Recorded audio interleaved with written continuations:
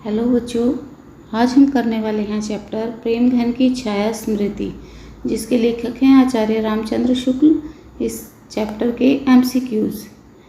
पहला प्रश्न देखिए, प्रेम घन की छाया स्मृति किस विधा की रचना है? इसका उत्तर है संस्मरण। ये एक संस्मरण है क्योंकि आचार्य रामचंद्र शुक्ल ने प्रेम घन को याद करके इस चैप्टर को लिखा है।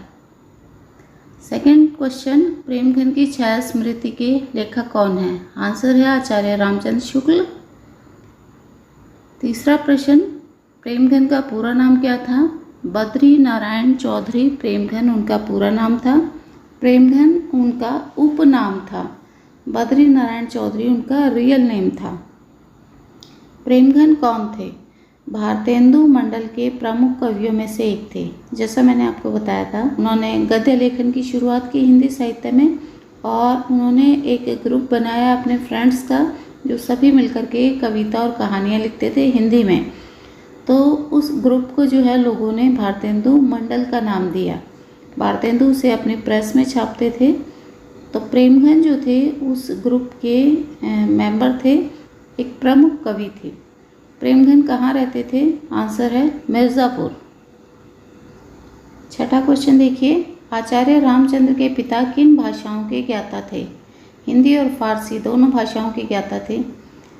अगला प्रश्न, आचार्य रामचंद्र को घर में कौन सी कहानियाँ सुनाई जाती थी?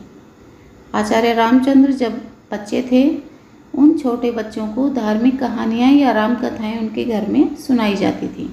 अगला प्रश्न, रामचरितमानस किसने लिखी? तुलसीदास द्वारा लिखी गई है। रामचंद्रिका किसके द्वारा लिखी गई? केशव दास द्वारा लिखी गई है रामचंद्रिका। दोनों ही बुक्स जो हैं राम कथा पर आधारित हैं। प्रश्न नंबर 10 देखते हैं, रामचंद्र शुक्ल भारतेंदु हरिश्चंद्र से इतने प्रभावित क्यों थे? क्योंकि रामचंद्र शुक्ल ने भारतेंदु हरिश्चंद्र को राजा हरिश्चंद्र समझ लिया था।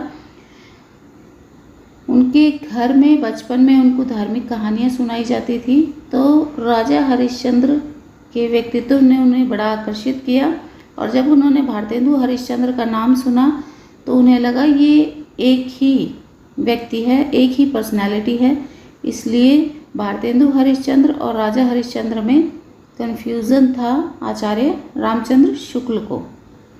अगला प्रश्न, पहली बार रामचंद्र शुक्ल ने प्रेम घन को कहाँ देखा?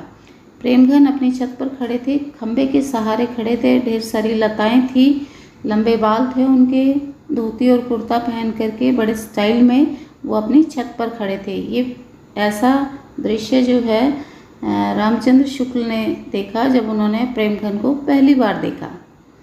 रामचंद्र कौन से कॉलेज में अपनी शिक्षा पूरी करने गए? क्वींस कॉलेज नाम बताया है उन्होंने, जहाँ से वो अपनी शिक्षा पूरी करने गए। रामकृष्ण वर्मा कौन थे? आचार्य रामचंद्र शुक्ल के पिता के मित्र थे। रामकृष्ण वर्मा की प्रेस का नाम बताइए। भारत जीवन प्रेस उन्होंने खोल रखी थी, और उसमें जो है हिंदी कहानियाँ और हिंदी साहित्य की प्रमुख पुस्तकें छापा करते थे। रामचंद्र किस लाइब्रेरी में पुस्तकें पढ़ने जाते थे? केदारनाथ पाठक ने एक लाइब्रेरी खोल रखी थी। रामचंद्र शुक्ल अपने कॉलेज के दिनों में उस लाइब्रेरी में पुस्तकें पढ़ने जाते थे, जिसकी वजह से उनका आकर्षण जो है हिंदी साहित्य की ओर बढ़ने लगा। अगला प्रश्न, भारतेंदु का घर रामचंद्र ने पहली बार कब देखा? जब भारतेंदु जो है किसी बारात में काशी गए, तो भारतेंदु वहाँ रहते थे, तब उन्होंने जो है भारतेंदु का घर देखा। रामचंद्र की मंडली में अक्सर किस शब्द पर चर्चा होती थी? निस्संदेह एक ऐसा शब्द था जो कि उस समय नया नया प्रचलित हुआ था, तो इस शब्द पर चर्चा लोग अक्सर करते थे। इसके बारे में व्याख्यान छपते थे कि ये शब्द कहाँ से आया, इसकी उत्पत्ति कैसे हुई और इसके विभिन्न उपयोग और प्रयोग क्या हैं। रामचंद्र की मंडली का लोगों ने क्या नाम रख दिया था? क्योंकि रामचंद्र जो है अपने मित्रों के साथ निस्संदेह शब्द बहुत ज़्यादा प्रयोग करते थे, बार बार बोला जाता था ये शब्द, इसलिए आसपास के लोगों ने, उनको सुनने वाले लोगों ने इस मंडली का नाम निस्संदेह मंडली रख दिया था। प्रेमघन की कोई एक विशेषता बताइए। प्रेमघन जो हैं खानदानी रईस थे और ये रईसी उनके रहन सहन में, उनके व्यक्तित्व में, उनके कपड़ों में और उनके व्यवहार में झलकती थी। प्रेमघन को उत्सव प्रेमी क्यों कहा गया है? क्योंकि प्रेमघन जो है हर उत्सव को बड़े जोश से मनाते थे। छोटे से छोटा उत्सव भी होता तो वो अपने घर पर पार्टी ऑर्गेनाइज करते, सभी साहित्य प्रेमियों को, लिखने वालों को और पढ़ने वालों को एज वेल अपने घर पर बुलाते, साहित्य की चर्चा होती, जैसा आजकल बहुत से सेलिब्रिटीज़ करते हैं अपने घर पर पार्टी ऑर्गेनाइज करना। तो ये उस समय प्रेमघन के व्यक्तित्व का हिस्सा था, इसलिए उनको उत्सव प्रेमी कहा गया। प्रेमघन की बातचीत में क्या विशेषता होती थी? प्रेमघन की बातचीत में वक्रता होती थी। कोई भी बात को वो सीधे सीधे नहीं कहते थे, हर बात को घुमा फिरा कर कहते थे। साहित्य वाले लोग वैसे भी अपनी बातों को घुमा फिरा कर ही कहते हैं, एक अलग अंदाज में। और प्रेमघन जो हैं कवि थे, इसलिए उनकी बातचीत में वक्रता होती थी, वो सीधे सीधे कभी भी एक सरल बात को भी नहीं कहते थे। प्रेमघन के व्यक्तित्व से रईसी कैसे झलकती थी? हर समय उनके आगे पीछे नौकर घूमते रहते थे। एक नौकर हर समय उनके आगे पीछे पान की तश्तरी लिए या पानी का गिलास लिए घूमता रहता था।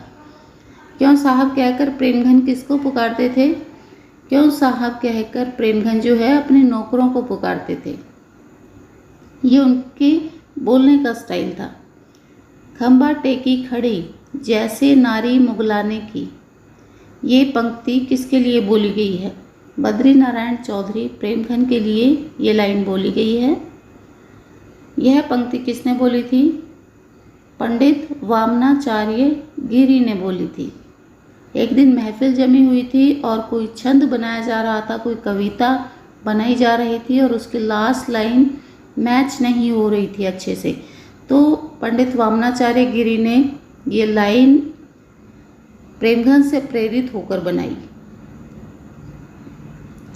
का क्या अर्थ है? इस पंक्ति का ये अर्थ है जैसे खंबे के सहारे कोई मुगलों की रानी अथवा स्त्री खड़ी हो। इस लाइन का सरल हिंदी अनुवाद है ये पंक्ति क्यों बोली गई? क्योंकि प्रेमघन जो है मुगलों की स्त्रियों की तरह ही अपनी सज्जा पर विशेष ध्यान देते थे, बहुत सज संवर कर रहते थे, स्टाइल में रहते थे, सजना उन्हें पसंद था, क्योंकि खानदानी रईस थे तो अच्छे कपड़े पहनते थे और अपना विशेष ध्यान रखते थे। अगला प्रश्न, जब पंडित ने जल खाने की बात कही तो प्रेमघन ने क्या कहा? एक ऐसा इंसिडेंट इस संस्मरण में बताया गया है कि एक पंडित जी आए और उन्होंने कहा कि केवल जल ही खाया है। तो प्रेमघन ने उन्हीं से प्रेरित होकर उनसे पूछा कि क्या केवल जल ही खाया है या पानी भी या फल भी पिया है?